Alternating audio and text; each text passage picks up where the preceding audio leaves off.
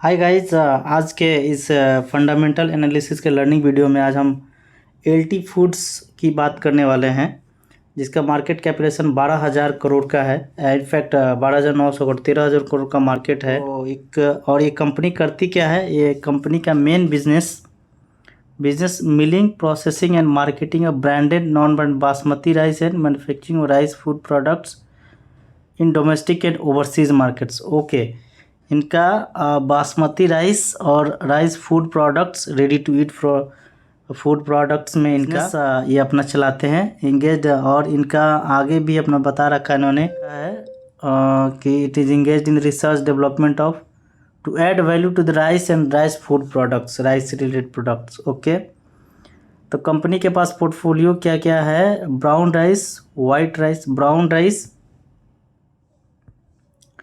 Brown rice, white rice, steamed rice, parboiled rice, organic rice, quick cooking rice, value added rice and flavoured rice in the ready to eat segment. Okay, तो still हमें इनका एक बार company को track करना पड़ेगा, क्योंकि still company जो है ये कमोडिटी में खेलती है। कमोडिटी में इनका मेन बिजनेस है।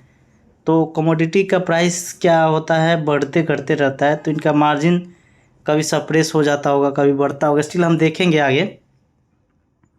तो इस बेसिस पे इनका जो ट्रैक, कंपनी का जो परफॉर्मेंस है, हमें ट्रैक करते रहना पड़ेगा।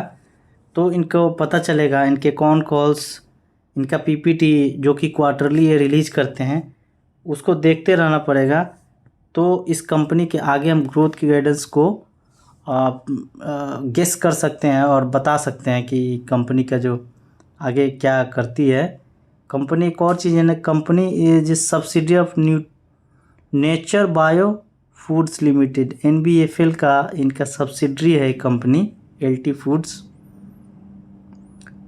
ओके, ठीक है, इनका आगे देखते हैं ब्रांड्स, किस किस ब्रांड से ये अपना इनका जो चलता है मार्केट में। LT foods was incorporated 1980।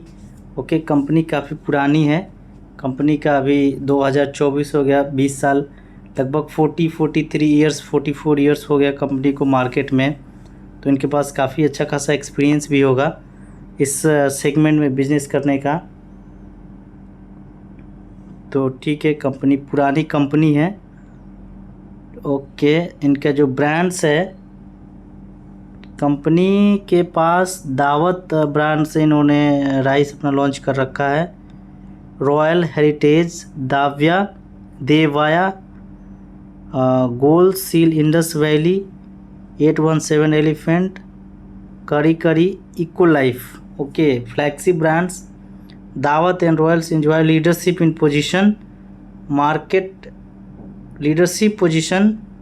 in the market of basmati rice in India and North America with the markets of 30% 50%। इनका काफ़ी अच्छा बासमती राइस में 50% या 30% का मार्केट शेयर है।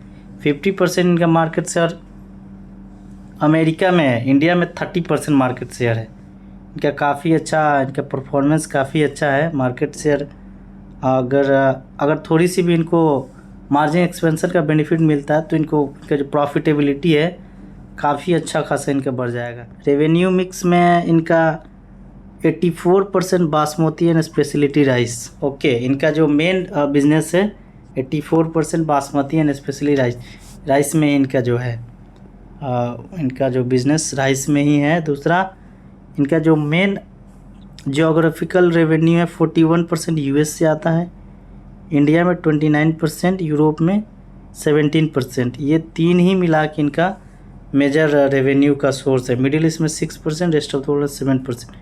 Company export to 78 countries.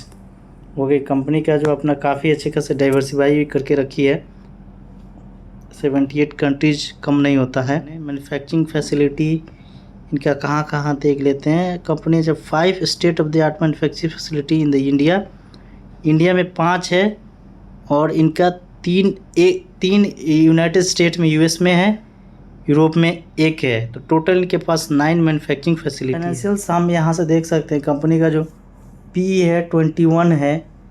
तो पी तो रीजनेबल वैल्यूएशन लग रहा है कंपनी का, लेकिन इंडस्ट्री पी 41 है, तो ठीक है, कंपनी का जो वैल्यूएशन है अभी रीजनेबल है। ROCE 21%, ROE 19.4, ये नंबर्स काफ़ी इम्प्रेसिव हैं। इनका जो बिजनेस अभी काफ़ी ढंग से अभी रेशियो से पता चल रहा है। डेट टू इक्विटी 0.27, डेट भी कंपनी के पास नहीं है। इन एडवर्स कंडीशन में कंपनी इजीली सर्वाइव कर सकती है। करंट रेशियो 2.8, काफ़ी इम्प्रेसिव है। Industry P ROE 5 years ROE कम है, 3 ईयर्स ROE ज़्यादा है। इट्स ओके, हम देखेंगे बैलेंस शीट में। पेग रेशियो भी 0.59% है। ये भी इस लिहाज से भी कंपनी का जो वैल्यूएशन है ठीक ठाक है, रीजनेबल ही है। शेयर प्राइस जो कंपनी का जो जिस कंपनी का जो रेशियो काफ़ी हेल्दी दिख रहा है, उस कंपनी का आप शेयर प्राइस देखिए। एक साल का शेयर प्राइस मार्च 24 की बात करें, एक साल, इनफैक्ट एक साल क्या, मार्च 24 में कंपनी का जो प्राइस शेयर प्राइस हुआ करता था 169 रुपीज़, और मार्च से अगस्त 3 महीने के रेंज में 371 हो गया। एक से लगभग कंपनी का जो शेयर प्राइस डबल हो गया 3 महीने। इनका डबल होने का रीज़न इन्होंने जो अपना कॉन्कॉस में गाइडेंस दिया होगा, गाइडेंस भी काफ़ी अच्छा इन्होंने गाइडेंस दिया होगा। इनके पीयर्स में देखें तो पीयर्स में सबसे रीजनेबल वैल्यूएशन इनका ही मार्केट कैप भी 13,000 का। जो मार्च 2013 में इनका जो सेल्स था 2200 करोड़ का सेल्स था, जो कि मार्च 24 में 7700 करोड़ का हो गया, 7800 करोड़। तो 4 टाइम्स इनका सेल्स हुआ। और तो इनका जो प्रॉफिट 200 करोड़ से 938, अप्रॉक्स 5 टाइम्स, 4 टाइम्स इनका सेल्स हुआ, और अप्रॉक्स 4 टाइम्स ही प्रॉफिट है। ओके, इनका नेट प्रॉफिट है जो कि 60 करोड़ से 698 करोड़ हो गया, 10 times. How is it possible? इनका जो पॉसिबल कैसे हुआ, ये देखने के इनका जो अदर इनकम है, अगर यहाँ पे इनका जो अदर इनकम है, अदर इनकम बढ़ गया, तो अदर इनकम बढ़ गया, इसलिए इनका जो नेट प्रॉफिट है, नेट प्रॉफिट बढ़ गया। तो हम देख लेते हैं इनका जो अदर इनकम है वो इन्होंने क्या ऐसे काम कर दिया, इनकम बढ़ गया। तो इन्होंने अपना अदर इनकम दिखा रखा है 66 करोड़ 99। एनुअल रिपोर्ट है, उसमें पता चलेगा कि इन्होंने अदर इनकम कहाँ से इतना 99 करोड़ से शो कर रहे हैं। दूसरा इंटरेस्ट इनका 83 करोड़ है, 83 करोड़, 82 करोड़, 69 करोड़। पहले ज़्यादा हुआ करता था, अभी जस्ट कम हुआ है। तो इनकी ये जो अपना ये भी कंपनी है, तो ये भी कहीं इन्वेस्टमेंट इन्होंने कर रखा होगा, FD किया होगा या म्यूचुअल फंड में, या कहीं इन्होंने डाल रखा होगा, उससे इसका इंटरेस्ट मिला है। तो इन्होंने अपना डिप्रिसिएशन यहाँ पे इन्होंने शो कर दिया है, ठीक है। इन्होंने तो बेसिकली इनका जो अदर इनकम बढ़ गया, इससे अदर इनकम बढ़ने से इनका जो मेन नेट प्रॉफिट है, नेट प्रॉफिट एक्सपेंड हो गया, ठीक है। आगे देखते हैं कंपनी का जो EPS है, EPS भी कंपनी का काफ़ी इम्प्रेसिव रहा है। अर्निंग पर शेयर, और EPS बढ़ने का रीज़न यही है कि यहाँ पे इनका जो प्रॉफिट है, प्रॉफिट बढ़ गया। प्रॉफिट बढ़ने में इनका अदर इनकम का हाथ रहा है, तो अदर इनकम बढ़ा, प्रॉफिट बढ़ गया, प्रॉफिट बढ़ने से इनका EPS बढ़ गया। तो देखेंगे कंपनी का जो इनका जो गाइडेंस है, नेक्स्ट क्वार्टर का जो रिपोर्ट्स, Q2 का जो रिपोर्ट आएगा, उनसे पता चलेगा कंपनी का जो फाइनेंशियल है किस दिशा में बढ़ रहा है। बैलेंस शीट में देखा जाए तो इनका जो बोरोइंग है, इक्विटी कैपिटल इन्होंने कुछ खास रेज नहीं किया, स्टैग्नेंट है। इनका जो बोरोइंग है, बोरोइंग 1400 करोड़ से ये ओके, बोरोइंग ये लगातार कम कर रहे हैं, ओके, कंपनी के लिए भी काफ़ी अच्छा है। फिक्स एसेट का जो इनका फिक्स एसेट का है, फिक्स एसेट 339 करोड़ 2013 से 1100 करोड़ इन्होंने फिक्स एसेट लगभग 4 टाइम्स इन्होंने बढ़ा दिया अप्रॉक्स। तो 4 टाइम्स बढ़ाया, तो फिक्स एसेट में क्या क्या इन्होंने अपना लगाया है। फिक्स एसेट में इन्होंने लैंड खरीदा है, बिल्डिंग्स लिया है, प्लांट एंड मशीनरी लिया है, इक्विपमेंट्स लिया है, ये उन्होंने furnitures and fittings, vehicles, intangible assets, other fix assets. तो फिक्स एसेट में इन्होंने अपना ये सारी चीज़ें दिखा रखी है इन्होंने। तो ये इनके लिए तो बेटर है क्योंकि एसेट हैवी बिजनेस है तो इनको एसेट में खर्चा करना पड़ेगा। लेकिन एक चीज़ है यहाँ पे डाउटफुल ये है कि जो अपना इंटेंजिबल एसेट दिखा रखा है इन्होंने, ये लगातार इन्होंने 100 करोड़ 150 करोड़ 124 करोड़ 35 करोड़ इन्होंने इंटेंजिबल एसेट दिखा रखा। तो ये किस बेसिस पे ये इंटेंजिबल एसेट दिखा रहे हैं, ये क्या है इंटेंजिबल एसेट, इसको पता लगाने के लिए हमको इनके एनुअल रिपोर्ट देखना पड़े, इसमें पता चले। कई कंपनीज क्या होती है कि वो जिनका ब्रांड वैल्यू काफ़ी अच्छा होता है, तो ब्रांड वैल्यू अच्छा होता है तो वो ब्रांड वैल्यू को भी उनका एक एंगल से देखा जाए तो एसेट हुआ।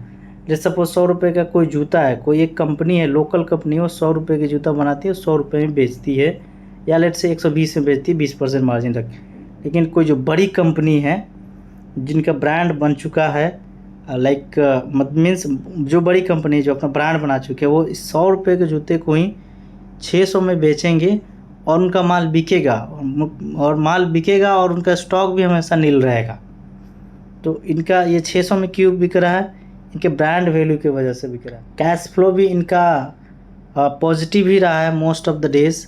1-2-3 साल से तो इनका जो कैश फ्लो है पॉजिटिव ही है, तो इसमें कोई प्रॉब्लम नहीं है। डेटर डेज भी इनका काफ़ी इम्प्रूवमेंट हुआ है। डेटर डेज क्या होता है गाइस कि जो कंपनी जो सपोज दैट कंपनी ने माल बनाई, कंपनी ने माल बेची और ये माल चला गया क्रेडिट पे, तो क्रेडिट पे जो माल गया तो लेट से 1 जनवरी को उन्होंने माल बेचा और ये पैसा आते आते 31 जनवरी हो गया, तो इनका जो डेटर डेज हो गया 31 डेज़ का हो गया। तो इनका जो एवरेज डेटर डेज है अभी काफ़ी 50 डेज़ का था, कोविड आया 5 दिन इनका बढ़ गया डेटर डेज। फिर इन्होंने कंपनी जो ट्रैक पे आई 37 डेज़ 41 डेज 35, अभी कंपनी का डेटर डेज में काफ़ी इम्प्रूवमेंट हुआ है।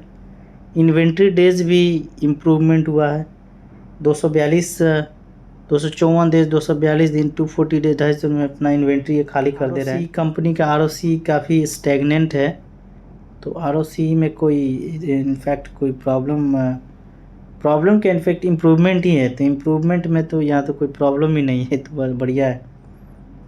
FIIs में देखें तो FIIs का जो स्टेक है इनफैक्ट FIIs का स्टेक बढ़ ही रहा है, यहाँ से घटा है, फिर इसके 3 साल से 3 क्वार्टर से इन्होंने अपना स्टेक बढ़ा रहा है। DIH का भी स्टेक बढ़ रहा है,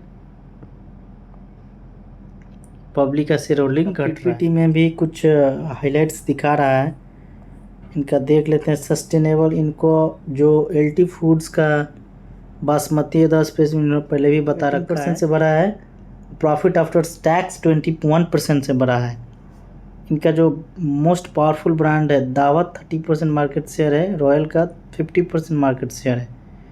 ओके, 80+ कंट्रीज में इनका अपना बिजनेस है। ये ब्रांड है दावत बिरयानी, रॉयल है, इको लाइफ है, गोल्डन स्टार है, इंडस वैली है। मार्केट शेयर है 50% मार्केट शेयर USA में, 25% ऑस्ट्रेलिया में मार्केट शेयर है। इंडिया में 11% मार्केट शेयर, न्यूजीलैंड में है, नॉर्थ यूरोप में 30% है, 35% इंडोनेशिया में है। कंपनी में आज सच कुछ प्रॉब्लम तो नहीं लग रहा है, अभी तो इम्प्रूवमेंट ही हो रहा है। इनका इन्वेंट्री डेज 230 डेज से Q1 FY24 और Q1 FY25 की बात कर रहे हैं, तो इनका जो इन्वेंट्री डेज 230 डेज से 218 डेज आया। ओके, ट्रेड पेएबल 51 से 50 डेज, ट्रेड रिसीवेबल्स यहाँ पे इनका 3 दिन बढ़ गया। Still it's in the working capital days भी, इनका वर्किंग कैपिटल डेज भी इम्प्रूव हो गया। ROC में भी इम्प्रूव। सेगमेंट वाइज ये अपना इनका अपडेट क्या है, बासमती राइस सेगमेंट में Q1 का जो रेवेन्यू है 1800 करोड़ का है, इसमें ग्रोथ 14% का आया है, वॉल्यूम ग्रोथ 16%, ग्रोस मार्जिन 32% और EBITDA मार्जिन 12.9 13%। अच्छा ग्रोथ आया है। ऑर्गेनिक फूड इंग्रेडिएंट सेगमेंट का जो 10% का जो मार्केट शेयर है उसमें 222 करोड़ 33.6% का ग्रोथ आया है। वॉल्यूम 34.2, ग्रॉस मार्जिन 41.8 और EBITDA 18.7, काफ़ी अच्छा इनका ग्रोथ।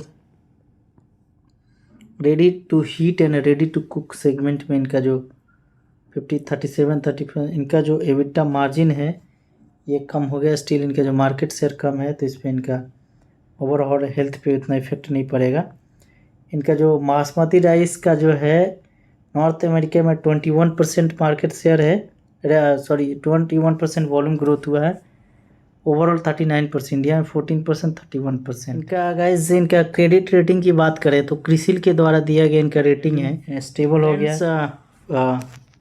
फ्रेंड्स आज के इस एनालिसिस वीडियो में आज के लिए इतना ही। आप हमें कमेंट्स करके बताएं कि नेक्स्ट वीडियो किस कंपनीज में होना चाहिए। Thank you.